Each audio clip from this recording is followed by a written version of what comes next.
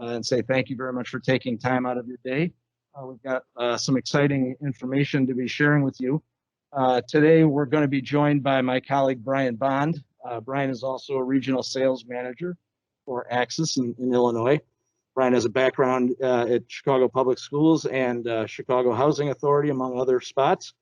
And we're going to hear from my colleague, Joey Sula, who is one of our engineers. And we'll tell you guys a little bit about some of our upcoming technology and some of the newer technology. What I'd like to do is have everybody, we're going to mute the microphones just so that we don't get any feedback, but we've got the chat lines open. So if there are any questions, please feel free to ask us on the chat. One of my colleagues, Philip, is going to be answering those questions.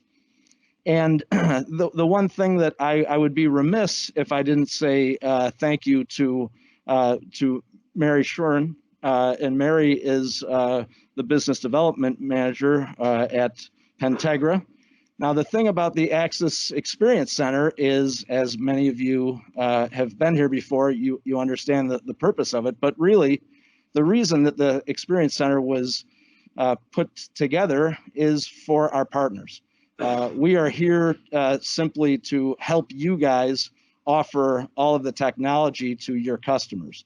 And that's something that our good partner Pentegra is taking full advantage of today, and we welcome them to do that, not just today, but in the future.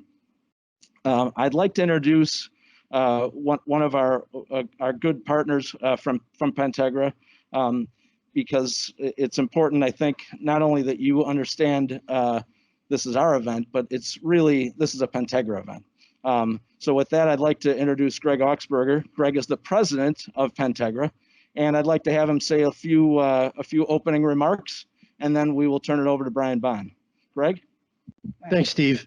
I just want to say hi to everybody, and again, to reiterate what Steve said, to thank you for taking time out of your day to join us at the Axis Experience Center. I think our team here at Axis has put together some good presentations. I think everybody should be able to leave today with some knowledge and a chance to ask questions and learn more about Axis. And obviously, when we're all done, if there's any questions afterwards, Dan Snyder and I will be available afterwards to talk to anyone, talk about Axis, talk about security. But again, I just want to say thanks for coming and taking your time to spend an hour or two with us here with Axis. Thanks. Awesome. Thank you. If this, I turn it over to Brian Bond. We're going to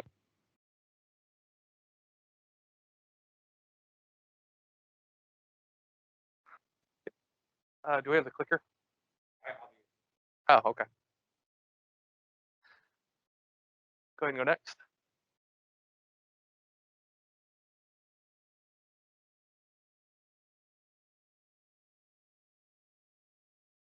It never ceases to amaze me with technology that we've surrounded by technology in this room, everything perfectly rehearsed. You ever notice it's always PowerPoint that gives you the problem? Like every time without fail, it's always PowerPoint. So hi everybody, my name is Brian Bond. As Steve said, I'm an RSM here in Illinois. They asked me to talk about education security today. One of the questions I'll try to answer up front is why should anybody listen to me about education security? So I joined Axis back in December. Prior to that, I was an Axis customer for 12 years. My previous role, I was the Deputy Chief of Safety and Security for Chicago Public Schools for 8.5 years. Prior to that, I was the Director of Security for the Chicago Housing Authority for 5 years. So for the most part in the public safety realm, you name it, I've probably seen it. So in the 21 years since the Columbine High School shooting, when you go into a school, a lot of places, you may see some metal detectors, but largely nothing's changed, at least it's visible from the outside. Go ahead and go next, Joey.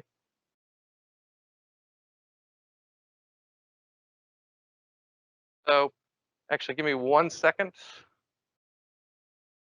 Adjust this.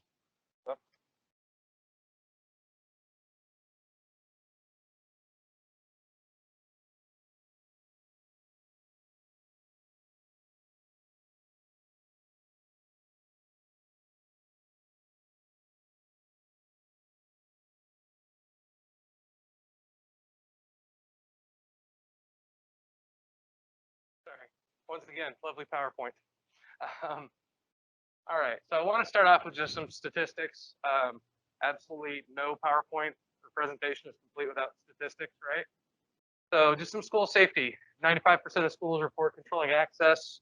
83% of schools use some cameras. Dress code, random sweeps for contraband.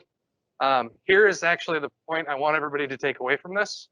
In all of these scenarios, in my experience, very few of those do they actually have security or security technology written in as part of the protocols to actually do any of this. And that's one of the areas that we can help. So a couple of quick things. What keeps the security director up at night? I love that. So many things. Go ahead and go next. And one you probably don't think about is keys, keys, keys. How many of you guys have seen this key ring or something very similar to it? Usually on a maintenance guy, one of the school engineers, a principal, there's always this gigantic key ring floating around somewhere. You got the Allen wrenches, right, to lock the doors open. You got 3 key fobs for 3 different buildings. You got specialized keys that probably hasn't been used in 25 years. Go ahead and go next.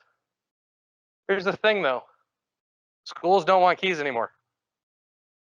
So one of the big trends that I've been seeing, I was working on for a couple years before I left CPS, and that's still going on, is schools are looking for effective access control. On average, in my past life, if somebody lost a master key to a school, to rekey the school was anywhere between $8,000 and $15,000 each time. So looking at it from a value proposition, when we're working with schools and they're like, oh, you know, that's expensive. How many times have you rekeyed a building in the last 2 years? Because somebody lost a master key. Like that adds up, and that adds up fast, especially as you get into larger districts. You know, your small districts, you fewer keys, you tend to have fewer keys lost. As you get to middle and large size districts, you get keys lost, you're rekeying schools all the time. They're also looking for more mobile solutions. The trend in schools is less security, not more. Less security means the odds of that security officer sitting at the front desk with nothing to do but answer the door are slim, right? That security officer is going to be mobile, roaming around the building. So we are seeing a lot of things, and schools are going to move farther and farther to either the person that's answering my door is the security officer, but he's not tied to a desk. He's tied to, you know, he has a tablet or he has a district phone where they can open the door from there, or it's going to somebody else in the process. So mobile solutions are becoming more and more needed. Bathrooms. School bathrooms. Anybody that deals with school security knows the bathrooms are the nemesis. All kinds of rules. Depending on your gender, you can't go into one or the other. There is a process with a lot of districts for a gender to go in, but in practicality, is anybody actually going to do it? No, they generally don't. Some of the biggest things they need help with is vaping. Gus, I know vaping is something you guys deal with a ton. Vaping, fights, graffiti, and everything else you can think of. I can tell you story after story after story of situations that have happened when I was with the schools in bathrooms all over the place. We have lots of solutions for these. Axis actually has a partner that has released a vaping detection solution.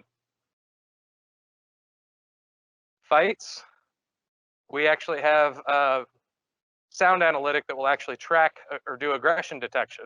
So when your voice goes up because an altercation is happening, it will alarm on the fact that your voice is getting aggressive or that someone's talking to you aggressively. Next.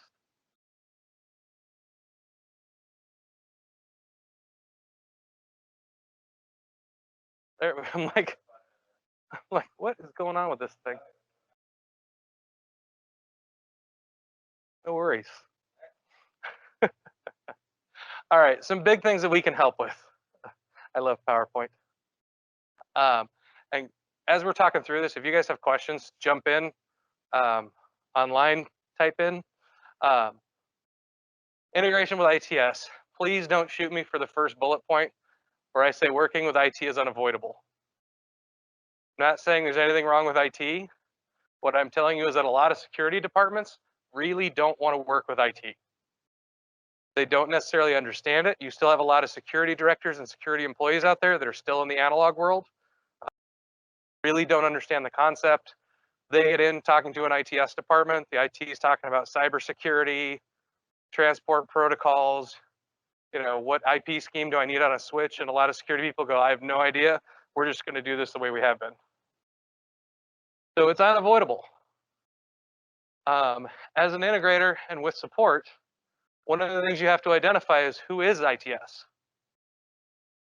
Depending on the school district and the level of sophistication, you could have a CIO, a CSIO, you can have directors, you can have multiple labels or multiple layers.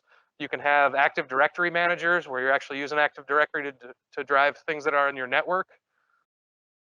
Smaller to middle schools, a lot of times your ITS department is a guy that's really good at technology and he knows the vendor's phone number. And the IT is actually outsourced. So who is ITS? Can you go back? Again, ways to help schools. Oh, back. Okay. Ways to help schools. Who is ITS? Who's the right person at ITS to talk to?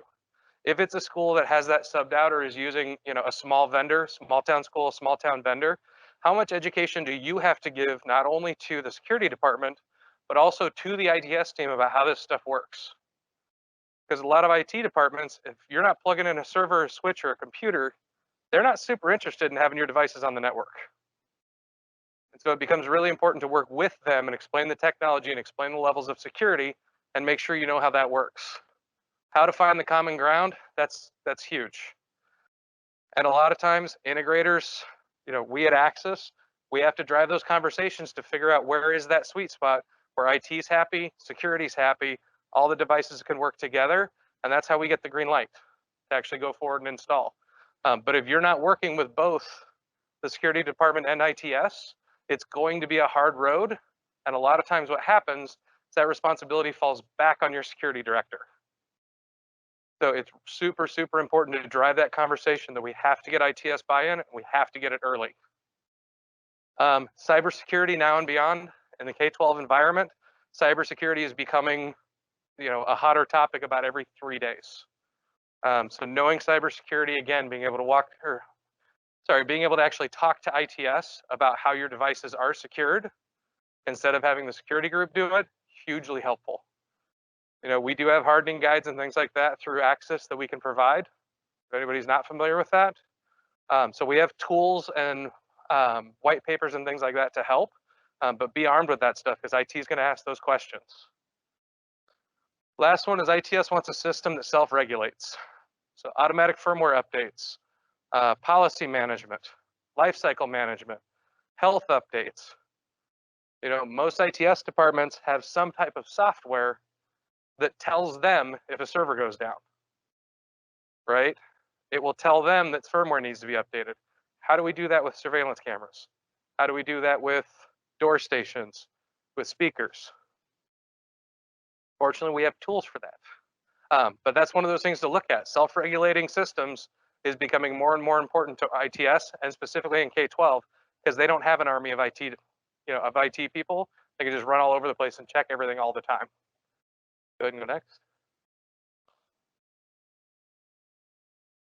So I know this whole thing is so out of order. It's fine. So what can you do? There's a lot of things you can do. Reviewing architectural designs, reinforcement, tightening access control. A lot of what schools in the education sector are going to need going forward is, trying to think of the right way to say this. So when you approach a school, it used to be, hey, we're going to go in, we're going to sell a school 50 cameras, they got great coverage, we're good. Nowadays, with the ITS elements, with access control, with all of those things, it is becoming so much more. And so the future of working with security education is getting in front of it, understanding the protocols, understanding the policies, understanding how these IoT devices that are security related tie into the IT network. Understanding how security technology can enhance things like your active shooter protocols. But really becoming a thought partner and leading that way, that's where, I mean, that's the demand that education's putting out there is you have to be able to do more than sell and install cameras. Next.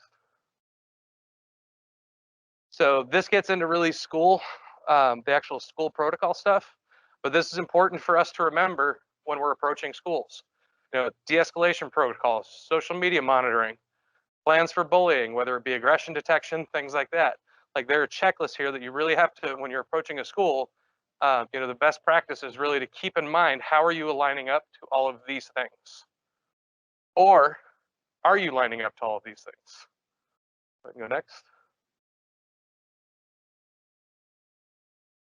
All right.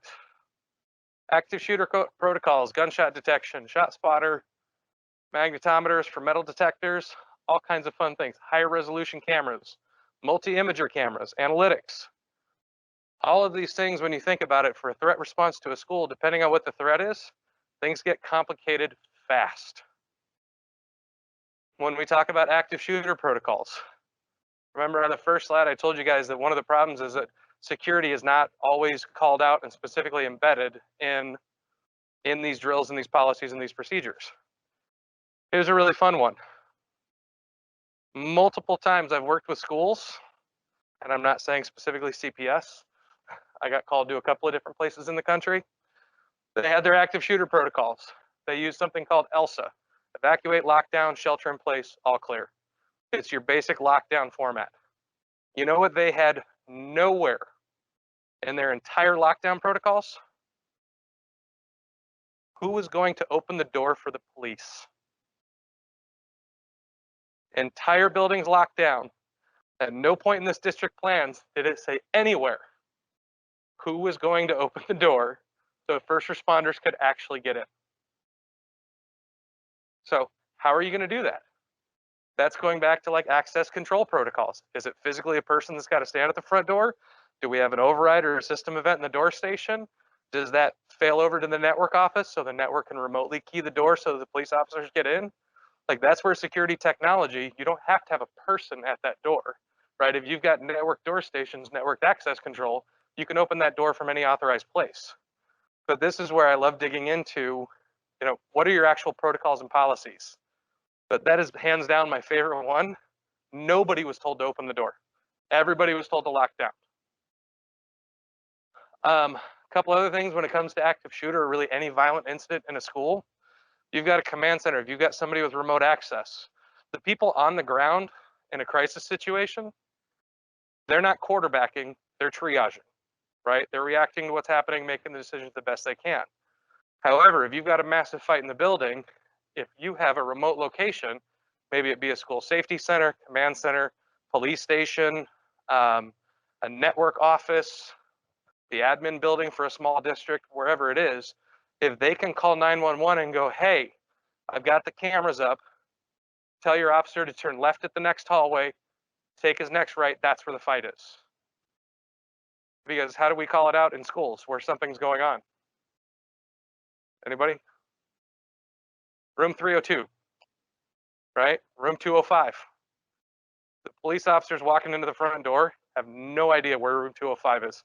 It's like the hotel, you know, when you walk into a hotel, the higher floor, you get off the elevator and it's like, you know, 200 through 210s over here and 212 through 220s over here. And you stand there and go, where's 211? Like, what happened to 211? Like, those officers walk in, they have no idea where room 205 is. If you're leveraging the cameras, if that's part of your response plan, where you've got a remote person using the technology to open doors, to direct traffic, to do all of those things, reduces response time, decreases the number of incidents. So a lot of things that can help drive. Analytics are getting bigger and bigger. Analytics are, I mean, they're just getting bigger. Group loitering, crowd loitering, you know, in the world we live in right now, occupancy counting, people counting, proximity detection. You know, there are a lot of different analytics out here. BriefCam, which you guys see on the wall over here, it's a server-based analytic. Just recently, they launched a proximity module. So now not only will it tell you if you've got 10 people in an area or 20 people in an area, You can set it off if people start getting within 6 feet of one another. It'll trigger an alarm. So lots of different applications for analytics. Fence line, trip wires, loitering, perimeter defender. The average big city school, you've got $100,000 worth of IT equipment just sitting in that building. Just on average. You can go up or down from there. Things like loitering alarms, fence line guards, knowing when somebody's loitering at the side of the building after business hours and that tells a security officer or a local police officer to go check on it. That's huge. That makes that system proactive instead of reactive. Is that for us? System noise, okay. There are best practices out there. I promise you I'm not about to read a hyperlink to you guys because that just sounds super, super boring. But there are best practices out there. You've got lots of government websites. There's ready.gov. There's several. I'm going to go next. The biggest thing is start with a plan. Start with a plan, make sure you got your protocols, and help. We have to, in the security industry, we have to help schools figure out how does technology fit into that. If it's getting rid of keys, if it's active shooter protocols, we have to help them think through all of those things. Because remember, schools are largely run by principals. Anybody take a guess? What's a principal's profession before they run a school? They're teachers. Odds are, for your individual schools, that principal does not have years of security training and knowledge. So a lot of times what these schools are looking for, even as head of security, what they're looking for is bring me the solution. Tell me how to leverage the technology. Tell me how this makes sense for me. How do I get keys out of my building? How do I wrap this into everything else I'm doing? So when you're looking at those future trends, it really gets into all of it. How does all this technology come together to make my school safer and my life easier? And we have to lead them into that because they don't know, and it's at no fault of them. All of us in this room and on this call, we're the ones that have that knowledge. But that's where we all have to help. If you're a security lead, if you're an integrator, if you're the end customer, you've got to start thinking about how does all this come together and how do I build this into my protocols and my policies?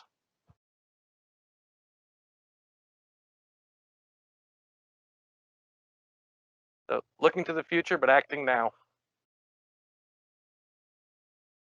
Budgets. Budgets are great. So one of the things that schools definitely need help with going forward and are going to increasingly need help with is all these technology spends. What grants are out there? How do I go get money? Schools increasingly need help with that. Lots of other things, work with me on the budget cycle. If you're an end customer or an integrator, one of the things you have to figure out is how does that budget roll out? What's set aside for security? What's important to do now? What's the staging of that project? What do I need to do now? And then build on, and then build on, and then build on as new technology comes out and as funds become available. Unfortunately, most K through 12 schools do not have an unlimited security budget. They should, but they don't. And so thinking through that and how to stage that, how to spend that money, and how to apply for grants. There are lots of security grants. They come out from the Department of Education. They come out from the DOJ. Federally, there is, right now with COVID, there's CARES money that's out, CARES Act funding that's out there. There are a lot of budget sources. I can tell you in my previous life, I probably leveraged 25 federal grants in the time I was at CPS to be able to do things that attributed directly to student safety. Those grants are out there, and they're out there. And if you can prove your case, the challenge that a lot of districts run into, and this is just in general for end customers, partners, whoever, is actually putting the information in and figuring out, oh, I'm going to buy this stuff. How does that help student safety? Well, I can see them, right? I've got the cameras, but actually going into what I was talking about earlier, that operational planning. This is how everything works together. This is how I do it. That's the way you're going to get grants in the future. You're going to have to prove How does this flow directly to my policies and procedures? How does this go directly to student safety? Questions? Comments? Steve?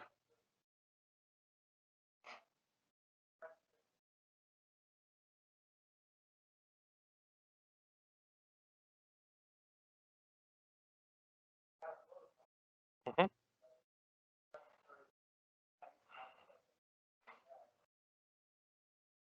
Yep.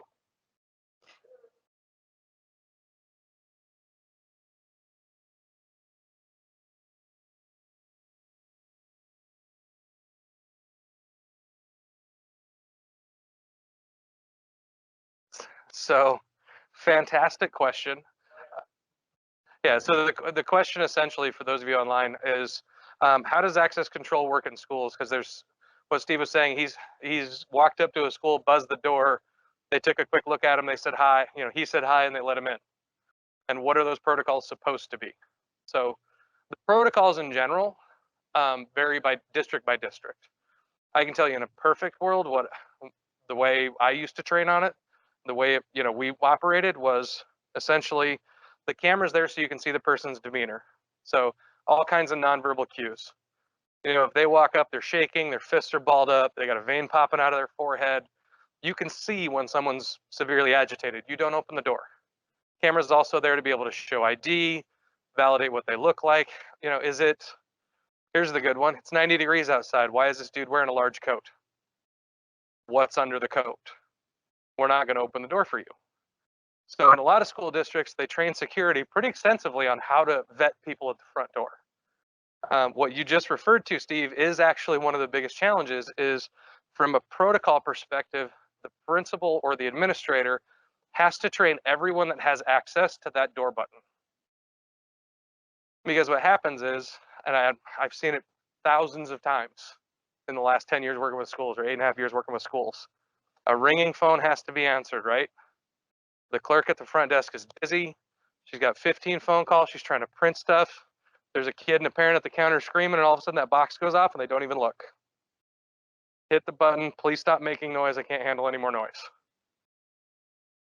Most of the time in my past, if you actually took the time to explain to your office staff why this is important, here are our protocols, here's why we follow them. You don't want to be the person that that opens the door for the guy that's going to do damage when he walks in. But it really is it's education. A lot of times people roll out policies and procedures and they roll them out with the perfect scenario in mind, right? The security officer's sitting at the desk, he never moves. You know, the officer, she never has to go to the bathroom, she doesn't eat, she doesn't sleep, they're always sitting there at the front desk. That's not real life. There's a fight in the cafeteria, that officer's not sitting at the front door anymore, right? So to your point, Steve, it really goes into that has to be part of your planning is train security, train everybody that has access to if you can push that button, you should be going through the same access control training. Other questions? Yes. Can you hear me? Yes. So we have a question from James. Is there an external training program which you really think highly of and would recommend? It depends on what kind of training you want. There are several good ones out there. Philip, if you can track that question with the individual's name, I would be happy to talk to him about it afterwards. Will do. All right. Any other questions from the virtual folks?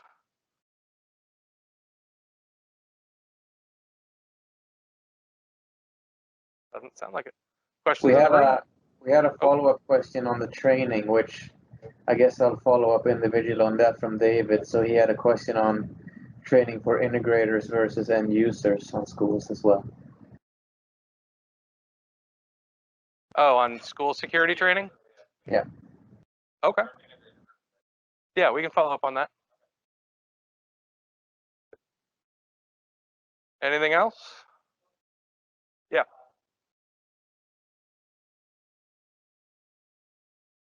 Yes.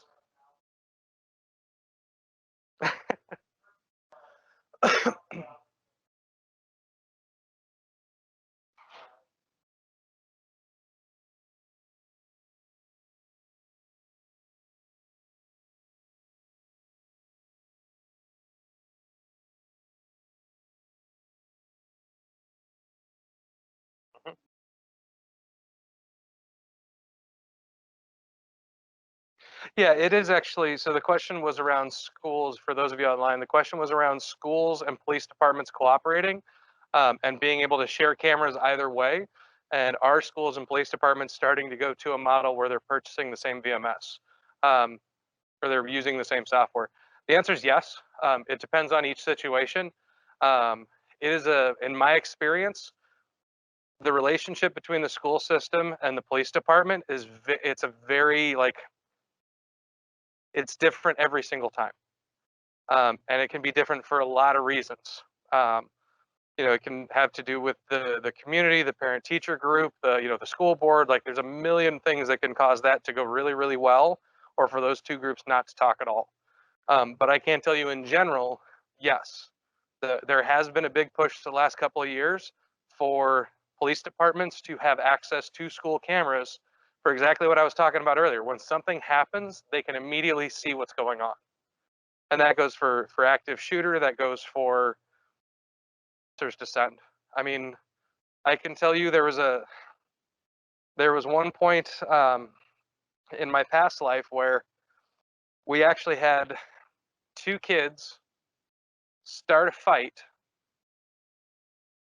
but it was a fake fight to get the security officer and the police officer on the floor to grab them and take them to the dean's office. The minute those two kids got down into the stairwell, 50 kids on the top floor of that school had already arranged a fight.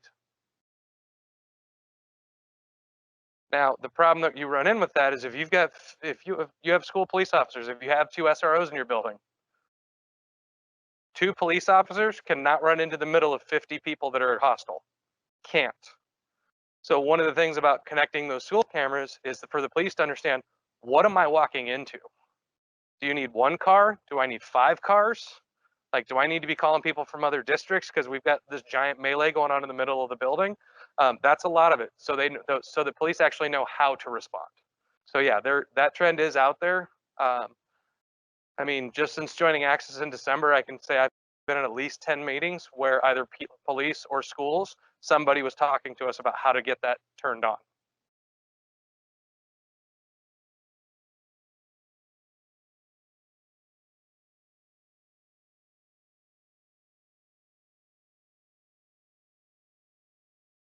Yep.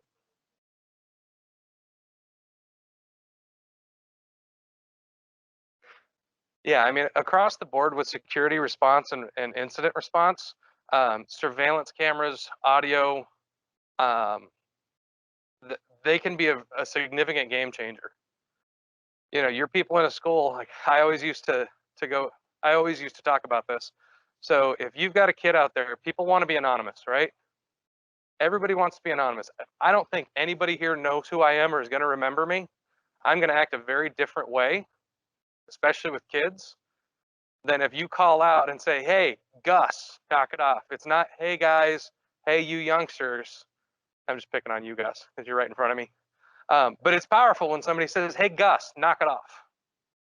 So if you look at having video surveillance coupled with, talk down features to an Axis horn speaker out in the courtyard, two guys get screwing around, it gets a little too serious, right? There's an altercation about to happen, and all of a sudden that horn speaker fires up and goes, Gus, knock it off. And Steve, you get back to class. That's powerful because you're calling people by name. And the way you do that is the person in the front office that's worked in that school for 10 years and knows every kid's name. There's always one in the school that somehow he or she just remembers everybody, but let them look at the cameras. You start calling at people by name, they recognize the voice. Nobody had to be dispatched out there to deal with it. Nobody was hurt. The situation's over because you were able to do it real time from across the campus instead of having to wait to get there. Other questions? Am I putting everybody to sleep? All right. Thank you very much.